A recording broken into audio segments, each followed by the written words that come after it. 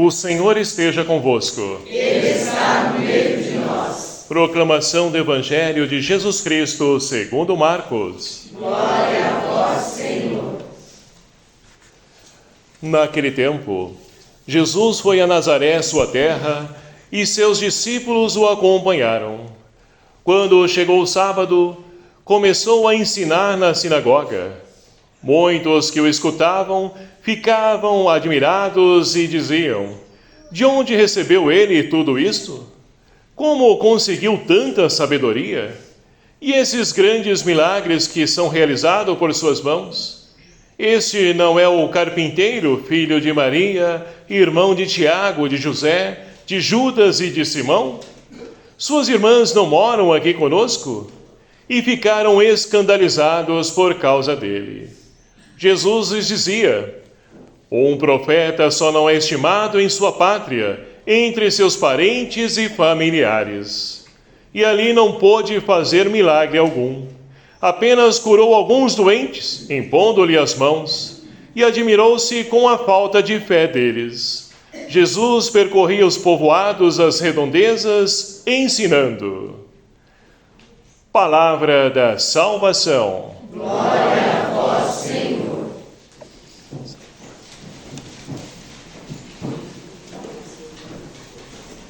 Queridos irmãos e irmãs, louvado seja o nome do nosso Senhor Jesus Cristo. Para sempre seja louvado.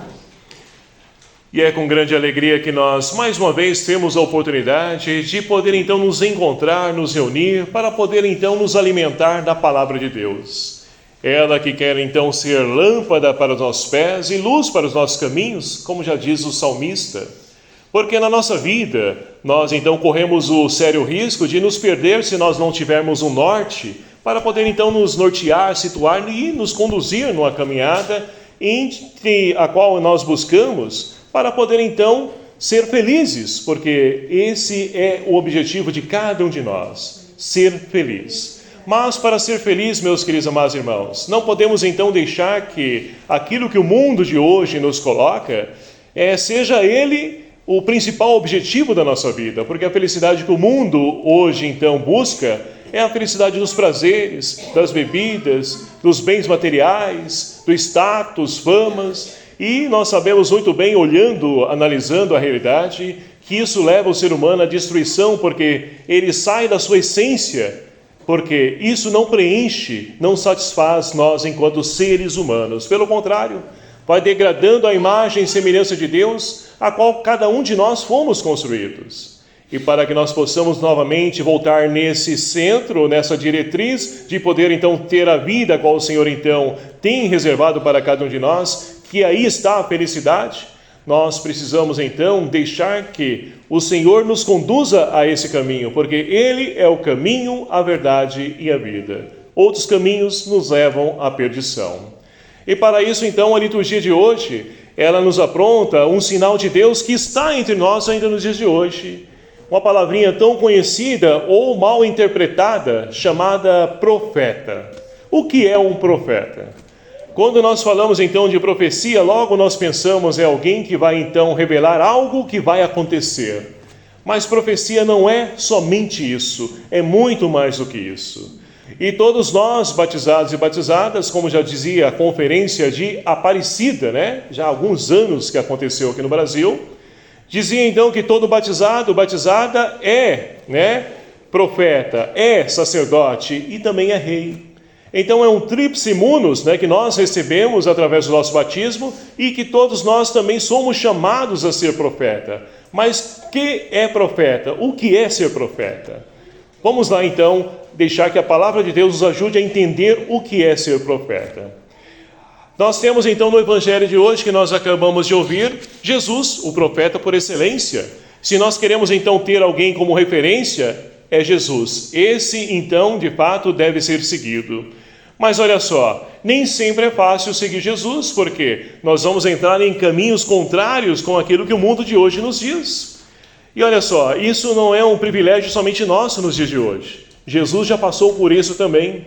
Jesus, como nós estamos acompanhando, ele iniciou o seu ministério anunciando o reino de Deus, curando as pessoas, ou seja, sendo um sinal de diferença, ou melhor dizendo, um sinal de Deus na vida das pessoas. E é por isso que multidões vão ao encontro de Jesus. E olha só, Jesus na semana passada, nós ouvíamos então que ele ensinou aquele povo, falava com o povo e queria saber se de fato as pessoas estão entendendo quem ele era, onde nós celebrávamos então a solenidade de São Pedro e São Paulo. E Jesus perguntou para os discípulos: quem diz as pessoas que eu sou, os povos que eu sou?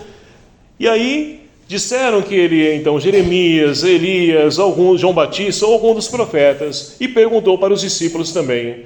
Tudo isso para poder então saber que se as pessoas estão entendendo o que ele está ensinando, se elas estão compreendendo aquilo que ele quer transmitir e ensinar. Mas ele pôde perceber que entre alguns, e principalmente a maioria, o povo, não estava entendendo. Mas enfim, hoje o Evangelho diz que ele voltou então para Nazaré, a sua cidade. E olha, chegando lá no Jardim Irajá, ele pôde perceber o seguinte: as pessoas começaram a questionar. Ele veio aqui na Capela São Paulo Apóstolo, no dia de sábado, estava então ensinando, alimentando da palavra de Deus também. E olha só, muitos ficavam admirados porque olhavam para Jesus e questionavam-se: de onde vem tudo isso? Ele não estudou, numa FATEC, ele não estudou, lá no colégio da Salvador Arena, ele não estudou em lugar bons aí. De onde vem essa sabedoria? Ele não é mestre, ele não é doutor, ele não tem ninguém para seguir. De onde vem tudo isso? E não conseguiam olhar além da realidade física de quem é Jesus. E é por isso então que as pessoas não conseguiram entender quem ele é. E é por isso da resposta da semana passada, diziam que ele era algum qualquer no mundo, mas não conseguiam enxergar ele como Deus, como presença de Deus entre nós. Então, olha só, nós podemos perceber que tudo isso que Jesus vivenciou, passou, também se faz presente ainda nos dias de hoje. Por quê? Nós, assim como o profeta que o somos, vamos, por exemplo, na nossa casa, fazendo lição de casa, a gente quer ensinar, instruir os nossos filhos a caminhar nos caminhos seguros, o caminho do Senhor. E aí a gente fala, quando é pequeno a gente ainda arrasta atrás, e vem, com má vontade ainda vem, Mas depois que vai crescendo, muitos deles não querem nem saber, arrumam sempre uma desculpa, enfim, vão para outros lugares, menos a igreja. E aí você vai falar para eles: olha filho, não faça assim, porque se você fizer assim, você vai sofrer isso, aquilo, outro, vai passar por isso tudo. Percorra o caminho contrário, esse caminho que é um caminho seguro. Ah, mãe, mas esse negócio seu é do passado, você é arcaica, Isso aí é coisa lá do passado, hoje em dia não, hoje é assim, é diferente, Mudou o mundo. Então, como a gente pode perceber, não é isso também que nós acolhemos? Ou nós vamos tentar falar algo para alguém da nossa família, da nossa casa, e a gente sempre escuta rejeição. Pessoas falando: quem é você? Só porque vai na igreja acha que é santo, que é isso, aquilo, outro? Não, aquele padre lá, aquele diácono, não, isso aí não. Ele está por fora, Então, hoje em dia, nós passamos pelo mesmo perrengue que Jesus passou também. Somos rejeitados, somos reputados, Mas por quê? O mundo de hoje, queridos amados irmãos, é movido, pelo nosso sistema capitalista. E o que está em voga em tudo isso? É o capital, ou seja, o dinheiro. Então, tudo aquilo que é contra essa correnteza do dinheiro vai ser, então, buscado silenciar, vai ser rejeitado. Isso até mesmo se não for apagado no meio de nós. Então, isso ainda se faz presente nos dias de hoje, mas olha só, a atitude de Jesus. Jesus simplesmente fica triste, Olha só o finalzinho do Evangelho. Ele vai dizer, olha só, admirou-se com a falta de fé dessas pessoas, porque não conseguiam enxergar além da realidade física. Então está aqui um grande agravante nos dias de hoje. As pessoas não conseguem enxergar com as lentes da fé, ou seja, não conseguem sair daquilo que é ordinário no nosso dia a dia, não conseguem sentir a presença de Deus ao seu lado, acompanhando. Ah, mas você está falando de Deus? Como Deus? Olha, estou desempregado, essa enfermidade, é câncer, é isso, aquilo, outro, é conta, é filho com droga, enfim, em caminhos errados. Você vem falar que Deus está ao meu lado? Aonde está Ele? Ora, no lugar dele. É que muitas vezes nós não permitimos que Deus então haja, ou nós não damos livre acesso para Deus agir na nossa vida, e aí Deus respeita a nossa escolha. Se nós então dermos acesso, Ele vai entrar e vai fazer então aquilo que for necessário para poder então nos tornar felizes. Agora, se nós então não quisermos ou quisermos a felicidade, mas não dermos acesso para Ele, nós não vamos encontrar felicidade, porque Deus não quer? Não, nós não deixamos Ele nos conduzir à verdadeira felicidade que só Ele tem para cada um de nós. Mas olha só, nós podemos perceber que tudo isso, se fez presente desde a criação do mundo. Deus então, Ele criou a cada um de nós a sua imagem e semelhança, criou todas as coisas. E aí nós tivemos então os nossos pais lá no paraíso, Adão e Eva. Eles então tiveram a oportunidade de fazer a escolha entre permanecer ao lado de Deus, lá no paraíso, ou não. Mas eles optaram em escolher o caminho contrário, onde então deixaram se seduzir pela astúcia da serpente, que tentou eles e conseguiu. Então eles romperam essa comunhão com Deus, ou seja, Deus não expulsou eles do paraíso, mas eles saíram do paraíso, quiseram sair. E aí, mesmo assim, Deus sempre persistiu e insistiu em poder, então, novamente estabelecer essa comunhão com o ser humano. Tanto que enviou vários profetas, entre os quais nós temos aí na primeira leitura. E olha só, profeta Ezequiel. Ezequiel, meus queridos amados irmãos, é uma pessoa comum, entre nós, que era sacerdote, no tempo a qual então ele foi juntamente com o povo levado escravo lá para a terra da Babilônia. Então olha só o contexto que Ezequiel está vivenciando. Tirado da sua terra, levado cativo para a Babilônia, e ali então Deus chama ele para poder ser profeta. Olha que interessante, inicia dizendo o seguinte, olha só: naqueles dias, depois de ter me falado, entrou em mim um espírito que me pôs de pé. Então Ezequiel estava, não deitado, dormindo, cochilando, mas estava caído. Mas o Espírito entra nele e coloca ele de pé. Então muitas vezes nós então não entendemos, mas poxa vida, ser profeta, eu sou pequeno, eu sou falho, eu sou pecador, sou limitado, e tantas coisas ruins de mim. Deus quer então entrar em mim, quer que eu seja profeta?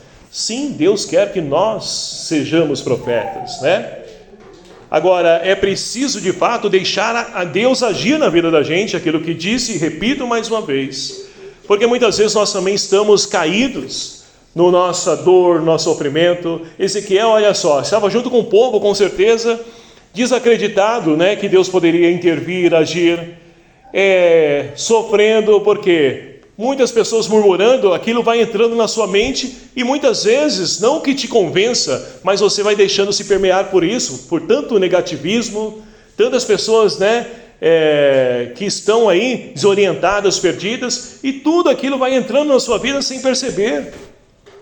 E nós não vamos dando conta disso. Ezequiel estava dessa forma, mas Deus, olha só, coloca ele de pé, e o de pé aqui não é estar, com os pés firmes no chão somente, é sinônimo de ressurreição, de vida nova. É isso que Deus então realizou em Ezequiel e realiza também em cada um de nós, que também passamos pelas nossas dificuldades, problemas. Deus nos coloca de pé, é vida nova que o Senhor quer para cada um de nós. E olha só, Deus colocou ele de pé para quê? Para poder então levar a esperança para um povo deprimido, para um povo sofrido, para um povo que estava como nossos irmãos, lá no Rio Grande do Sul, tendo que recomeçar a sua vida diante de tanta enchente, diante de falta de alimento, de saúde, até mesmo, ali de segurança, porque as pessoas até mesmo se aproveitando disso aí para poder roubar as outras. Então olha só o contexto, que esses irmãos lá no Rio Grande do Sul estão passando. Também um momento de dificuldade. Mas é nesse contexto que Deus suscita no meio deles profeta para poder levar esperança para essas pessoas. E assim então, olha só, Deus vai se dizer o seguinte: porque esse povo é um povo de coração duro, coração de pedra, insensível, é um povo rebelde. E olhando fazendo uma análise da nossa conjuntura, nós vamos perceber que também hoje nós temos pessoas rebeldes, de coração duro, que não se compadecem com a dor do sofrimento do outro. Tudo isso porque estão distantes de Deus, estão perdendo o sentido da sua vida, da sua existência. E com isso se tornam insensíveis à dor, ao sofrimento do outro. Mas Deus sempre está ao nosso lado e suscita pessoas para ser porta-voz, de levar esperança e otimismo para as pessoas.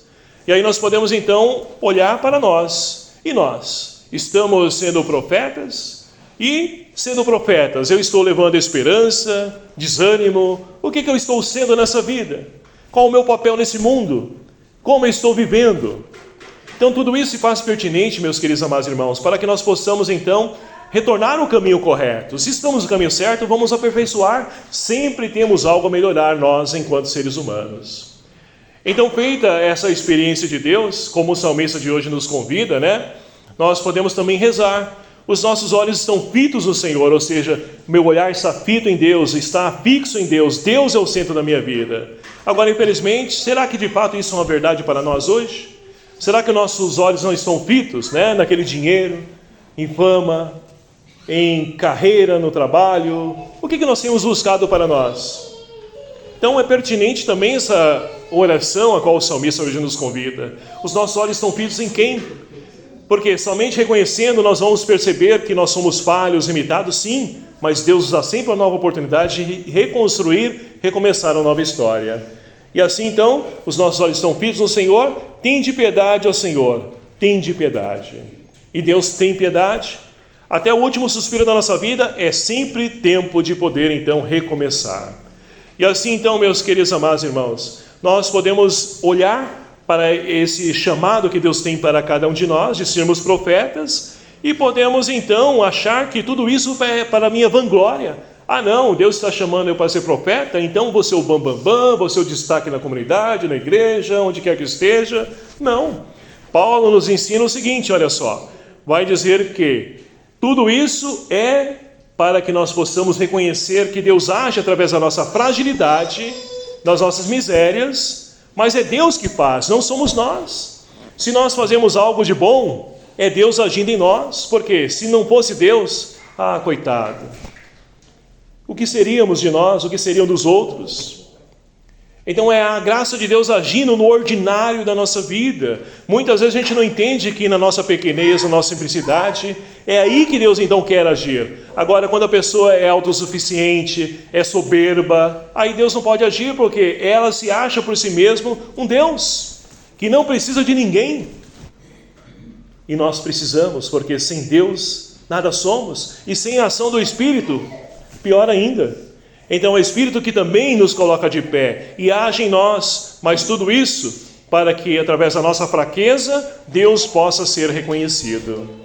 E olha só, eis porque eu me comprazo nas fraquezas, nas injúrias, nas necessidades, nas perseguições, nas angústias sofridas por amor a Cristo, por quando eu me sinto fraco, é então que sou forte. Deus inverte a lógica.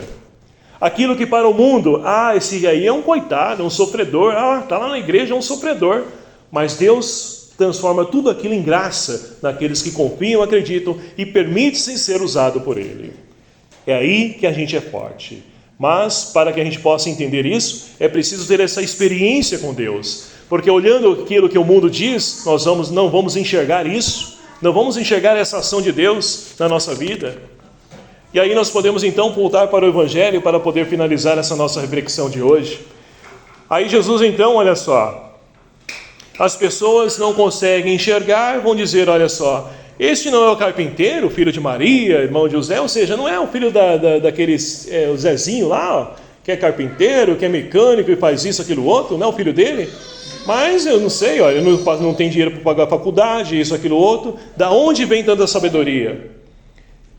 É aí que nós então podemos perceber aquilo que Paulo diz, é na nossa pequenez que Deus então nos engrandece, é na nossa pequenez que Deus então nos faz, sabedores, uma sabedoria não que os livros nos colocam, não desprezando elas, é claro, mas a sabedoria que vem de Deus, essa é a verdadeira e autêntica sabedoria, que é para o mundo que o mundo não entende, não compreende, mas é esse o caminho a qual o Senhor então convida cada um de nós a atravessarmos também. E assim então, vamos ser rejeitados? Sim, vamos ser rejeitados. Não vamos ser acolhidos, mas não podemos então paralisar nisso. Vamos fazer que nem Jesus, olha só. Ele então percorria os povoados, as redondezas, ensinando, e ele segue a vida. Nós ouvimos alguns domingos atrás a parábola do semeador. A semente tem que ser semeada, não importa onde quer que estejamos. Agora, se vai dar fruto ou não, não compete a nós sabermos. Compete semearmos, porque é Deus que faz, é Deus que age. E no momento oportuno, aquela sementinha vai florescer e dar os frutos. E aí, a graça de Deus acontece. Agora, se nós pararmos, vamos deixar de semear e vamos deixar de poder, então, preencher a nossa vida, que a nossa vida tem sentido. Quando nós, então, de fato, encontramos com os irmãos, somos luz na vida dos irmãos, somos referência para aqueles que se encontram ainda nas trevas. E quantas pessoas nas trevas precisam de luz? Então, queridos amados irmãos, peçamos ao Senhor hoje que nos dê a graça de podermos, então, compreender que a nossa vida tem sentido, sim, que nós fomos chamados, sim, por Deus para ser profetas, mas que essa profecia não deve ser, então, uma coisa, de estar preocupada somente em adivinhações, não.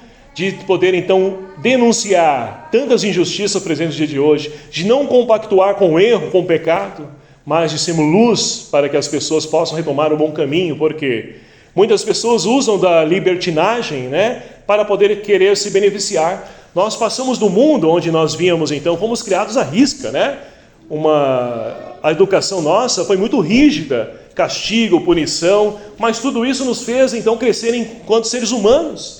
Hoje em dia as pessoas querem a liberdade, imposta, porque elas utilizam a liberdade também para deixar de lucrar os seus filhos, e aí os filhos não sabem que caminho seguir, vão fazer coisas erradas, e quem sofre com tudo isso? É a sociedade.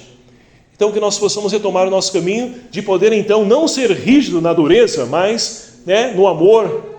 É esse o caminho a qual então o Senhor convida cada um de nós. A profecia do amor. É assim que nós vamos então construir cidadãos e principalmente um mundo mais justo, mais fraterno, mais solidário. E que o Espírito Santo de Deus seja a nossa força, nos ajude a podermos então analisar se estamos de fato sendo o profeta da esperança ou do desespero. Que tipo de profecia eu estou exercendo no mundo? Que tipo, de humano eu estou sendo? Aquele que deixa então Deus ser o centro da minha vida? Ou outras pessoas, outras coisas estão sendo o centro da minha vida, da minha família? Então que nós possamos refletir tudo isso e que Deus nos ajude a podermos então levantar uma nação de profetas para que nós possamos